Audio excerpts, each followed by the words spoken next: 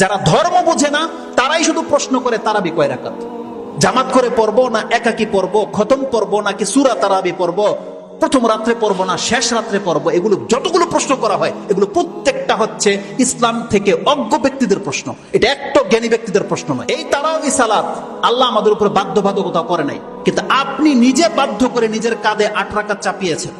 আপনি নিজে বাধ্য করে আপনার ঘরে আপনি 20 রাকাত চাপিয়েছেন, এটা আল্লাহ আপনার উপরে চাপায়নি। অথচ ব্যাপারটা কি ছিল, যেই ব্যক্তি কোনো রাতে যদি অন্তত পক্ষে 2 রাকাত নামাজও পড়ে, এটাই তার কেমন লাগে। এটা কেমন লাইন নাকি পৃথিবীর কোন হুজুর যদি আসে প্রোটেক্ট করার ক্ষমতা থাকলে যেন প্রোটেক্ট করে।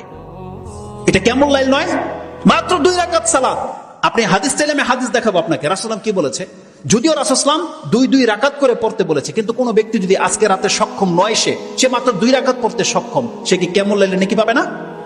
রাসূলুল্লাহ সাল্লাল্লাহু আলাইহি ওয়াসাল্লাম সেই আয়াতের তাফসিরে যে যাবেন, লম্বা হয়ে যাবে, আমি ওদিকে যাচ্ছি না। সূরা আহজাব 33 নম্বর সূরার 35 নম্বর আয়াতে আল্লাহ কি বলেছে, ওয়া যাকিরিনা আল্লাহা কাসীরা ওয়া যাকিরাত আ'আদ্দাল্লাহু লাহুম মাগফিরাহ ওয়া আজরান আযীমা। সেই আয়াতের তাফসিরে আল্লাহ বলেছেন, যেই সমস্ত মহিলার পুরুষরা অধিক মাত্রায় আল্লাহকে স্মরণ করে, এরা এমন ব্যক্তি, তাদের জন্য আমি ক্ষমাকে লিপিবদ্ধ করে দিয়েছি, তারা আসলেই তাদেরকে ক্ষমা করে দেওয়া হবে, তাদের জন্য আমি অজস্র কল্যাণ, তাদেরকে জান্নাত লিখে দিয়েছি।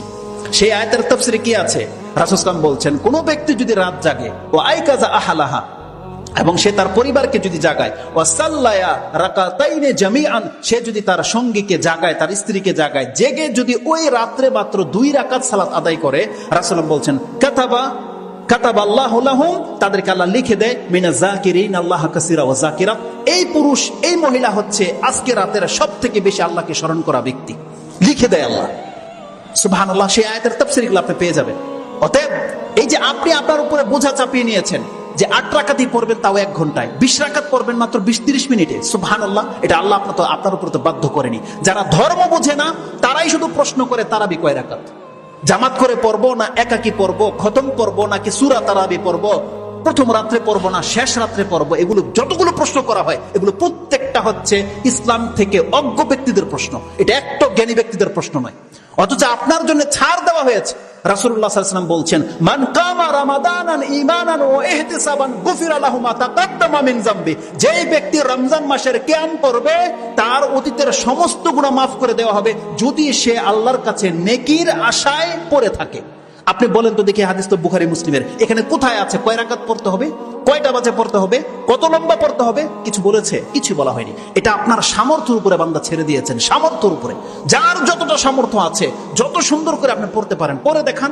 মুহাম্মদুর রাসূলুল্লাহ সাল্লাল্লাহু আলাইহি ওয়াসাল্লাম তো পড়ে দেখিয়েছে, 8 রাকাতে সারা রাত পার।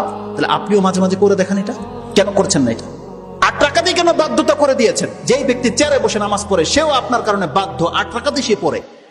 যেই ব্যক্তি বাচ্চা মহিলা, সেও আপনার কারণে বাধ্য হয়ে গেছে, সেও 8 রাকাতই পড়তেছে, 20 রাকাত পড়তেছে। কেন করেছেন এটা? পরিস্থিতির উপর নির্ভর করেন। মাঝে মাঝে লম্বা করে দেন, 2 রাকাত, ঘন্টা পার করে দেন। মাঝে মাঝে 4 রাকাত দিয়ে 2 ঘন্টা পার করে দেন। মাঝে মাঝে 6 রাকাত পড়েন। আপনার ওই 8 রাকাতই সুন্নত, এটাই বা সাব্যস্ত করতে কে বললো? অথচ হাদিসে তো স্পষ্ট আছে, রাসূল সাল্লাল্লাহু আলাইহি ওয়াসাল্লাম কোন রাতে 2 রাকাতও পড়েছেন, 4 রাকাতও পড়েছেন, 6ও পড়েছেন, 8ও পড়েছেন, 10ও পড়েছেন, 13 পর্যন্ত প্রমাণ আছে। ওটা হচ্ছে সীমা, কিন্তু আপনাকে তো ওটা বেঁধে দেয়নি আল্লাহ সুবহানাহু ওয়া তাআলা এবং তার রাসূল। আর সেটাকে টেনে আবার 20 রাকাত করা হয়েছে, তাও আবার 20 মিনিটে। এগুলো ইসলামের সাথে তামসা করা ছাড়া কিছুই নয়। ছোট মুখে আমি অনেকগুলো কথা বলে দিলাম, জাস্ট আপনাকে রিয়েলাইজ করার জন্য, বোঝার জন্য। দেখেন বান্দা, এটা আপনার জন্য নফল, আর এমন নফল যেটা অন্য মাসে এই নেকি আপনাকে দিতে পারবে না। 11 মাস যদি কেউ তাহাজ্জুদ বা তারাবি পড়ে, সেই মর্যাদা পাবে না যেই মর্যাদা তার এই রমজানের 1 মাসে রেখে দেওয়া হয়েছে। আল্লাহ যেন আমাদেরকে বোঝার এবং সেই অনুযায়ী আমল করার তৌফিক দান করে। আকুলু লিকাউলি হাযা আস্তাগফিরুল্লাহ লি ওয়া লাকুম ওয়া লিসাইরিল মুসলিমিন ফাস্তাগফিরু ইন্নাহু হুয়াল